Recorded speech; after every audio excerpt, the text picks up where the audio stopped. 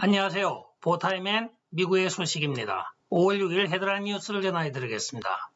보타임엔 아리조나 공화당 상원 의장인 캐런 팬에게 법무부 시민인권위원회에서 공문서를 발송하였습니다. 그 내용인즉슨 지금 마리코파 카운티에서 시행되고 있는 포렌식 감사에 대하여 그것이 제대로 공정하게 진행되고 있는지 걱정이 된다고 하면서 자기들도 참여하겠다고 공문을 보내고 있습니다. 그간에 수많은 의혹이 제기되었으나 DOJ가 팔짱을 끼고 작년 11월 3일 이후에 모든 것에 방관자로만 행세하였는데 이번에 마리코파 카운티 포렌식 감사에는 왜 이렇게 열을 내고 달려드는지 모르겠습니다. 자기들도 참여하겠다는 것이 공문의 내용입니다. 도널드 트럼프 대통령이 오늘 리즈 체인을 공화당 의장직에서 사임을 시키고 스테파니 뉴욕 의원을 후임자로 지금 지지한다고 성명을 발표하였습니다. 이어지는 지지 성명은 케빈 맥카티, 스티브 스칼리시 등이 연속적으로 앨리스 스테파닉을 지지한다고 성명을 발표하였습니다. 다음 주로 예정되어 있는 공화당 당대표 선출에서 리즈 체니를 배제하고 앨리스 스테파닉을 지금 지지한다고 하여 리즈 체니의 정치 생명도 지금 끝나는 것 같습니다. 한편 조 바이든은 기자들이 지금 공화당 내에서 일어나고 있는 리즈 체니 축출에 대하여 어떻게 생각하느냐고 하니까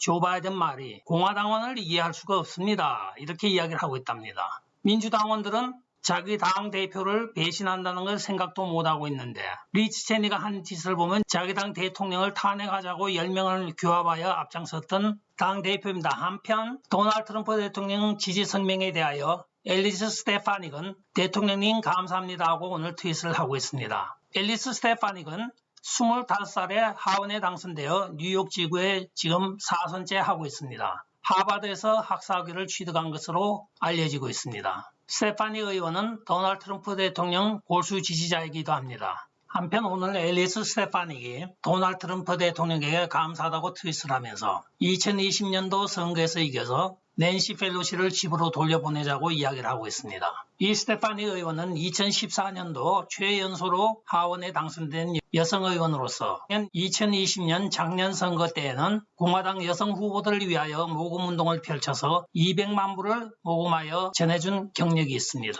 아주 당찬 활동적인 공화당원이기도 합니다. 오하이오주의 짐 졸던 의원과 아리조나의 앤디 빅스 의원이 크리스토퍼 레이 FBI 국장에게 서한을 보냈습니다. 그 내용은 파이자 영장 발급 시에 FBI가 제출하였던 모든 서류를 내어놓으라고 지금 요구하고 나선 것입니다. 최근에 조 바이든 정부가 정치적으로 수세에 몰리거나 민주당이 수세에 몰릴 때마다 민주당 측에서 들고 나오는 것이 러시아 스캔들과 파이자 게이트입니다. 파이자 게이트라고 하는 것은 여러분들한테 수차례에 걸쳐서 말씀드렸듯이 도널드 트럼프 대통령 선거 본부를 도청하기 위하여 가짜 서류를 만들어서 법원으로부터 파이자 영장을 얻어낸 사건을 말합니다. 여기에 연루된 많은 범법자들이 지금 현 정부의 요직을 차지하고 있으며 공화당이 일방적으로 당하고 있다가 이번에 이 두 의원에 의하여 그 파이자 게이트 영장을 신청할 때 관련된 자와 모든 해당 서류를 내어놓으라고 FBI에게 요구를 하고 있는 것입니다. 메인스트림 미디어와 민주당이 항상 정치적으로 자기들의 입지가 불리해질 때마다 러시아 스캔들을 내어놓으며 도널드 트럼프 대통령과 공화당 측을 공격해왔습니다. 그러나 윌리엄 바 법무부 장관과 뮬러 특검에 의하여 도널드 트럼프 대통령 러시아 게이트는 허구이며 만들어낸 가짜라는 것이 밝혀졌음에도 불구하고 민주당과 메인스트림 미디어가 사골 국 우려먹듯이 그 러시아 스캔들을 들고 나오는 것입니다. 여기에 대하여 분노한 두 공화당 의원들이 FBI에게 모든 증거 자료를 갖고 오라고 지금 요청을 하고 나선 것입니다.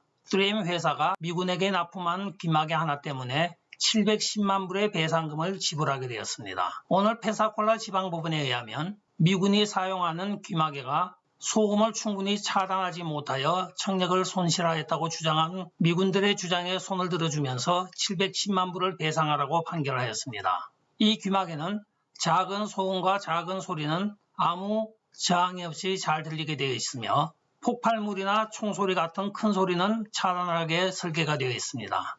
그러나 큰 소리를 제대로 차단하지 못한 결과가 와서 다수의 미군들이 청력을 손상을 당하였습니다. 몇 년간의 공방 끝에 이루어진 사건으로 최근에 이 귀마개가 어떤 데시벨 일부에서는 작용을 하지 않는다는 것이 발견이 됨으로써 3M이 패소하게 된 것입니다. 5월 5일 페이스북 이사회에서 도널드 트럼프 대통령 계정을 계속적으로 금지해야 한다고 결정을 하였으며 조건부로 몇 개월 안에 도널드 트럼프 대통령에 대한 모든 자료를 다시 한번 검토하라고 말미를 남겼습니다. 그러나 위원회에서 부차적으로 페이스북에게 다시 한번 모든 과정을 재검토를 요청하였습니다. 그러나 정치권에서는 이 파장이 적지가 않습니다. 터닝 포인트의 찰리 컬크는 대법원에게 공식적으로 페이스북 감독위원회의 결정을 뒤집을 것을 요청하고 나섰으며 마이크 매도우는 미국에게 매우 슬픈 날이 되었다고 하면서 빅텍에 의한 과도 정치 지배가 시작이 되었다고 이야기를 하였습니다. 이에 대하여 의회에서 앞으로 의원들이 페이스북 해체에 더욱더 노력을 기울일 것이라고 경고를 하고 나섰으며 콜로라도주 공화당 하원 의원인 로렌 버벌트는 너희 페북은 반드시 그 대가를 지불할 것이라고 경고를 하였습니다.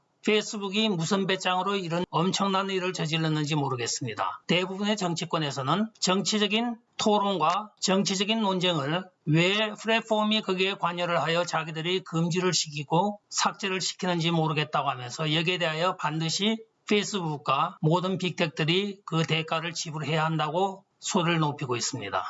아프리카 동부 해안에 속한 사이첼리 섬에서 성인 인구의 60% 이상이 1, 2차 코로나 백신 접종을 완료한 것으로 보고가 되었습니다. 그러나 이상하게도 이번에 코로나가 다시 재발하여 1, 2차 접종을 받은 사람들 중에 35%가 다시 재발을 하였다고 합니다. 이에 따라 이 섬은 지금 완전히 락다운이 되어서 모든 항공과 배편이 출입이 금지가 되고 있습니다. 어떤 백신을 맞았는지는 모르겠지만 아직 그 백신의 이름은 밝혀지지 않고 있으며 백신 접종이 완료된 사람의 30% 이상이 재감염이 일어나고 있다는 보도입니다. 미국 군사시설 부근에 땅을 사서 자기들의 풍력 발전과 또는 태양광 발전을 만든다고 하면서 실제적으로 미군을 염탐한 것이 아니냐는 의혹을 자아내었던 중국 공산당 계열의 미국 내 자회사들이 철퇴를 맞았습니다. 텍사스주 하원의원회에 입법이 된 그 내용을 들여다보면 군사시설로부터 100마일 이내에는 외국인에게 토지 매매를 허용을 하지 않는 법안을 입법을 하였습니다. 그간 미군 군사시설에서 아주 가까운 부근에 많은 땅을 샀던 중국 회사들이 난감하게 생겼습니다. 또한 이에 주 하원을 통과하자 이번에는 텍사스주 의원들이 주축이 되어 연방의회에도 이 법안을 상정하고 있습니다. 연방법원에 상정된 내용을 살펴보면 군사시설로부터 100마일 이내는 토지 매매나 토지 사용 허가를 외국인에게 하지 않는 법안입니다. 이에 따라 미군 군사시설 부근에 많은 땅을 사서 실제적으로 첩보용으로 사용을 하고 있던 중국이 철퇴를 맞은 것입니다. 끝까지 시청해 주셔서 감사합니다. 좋아요, 구독, 알림,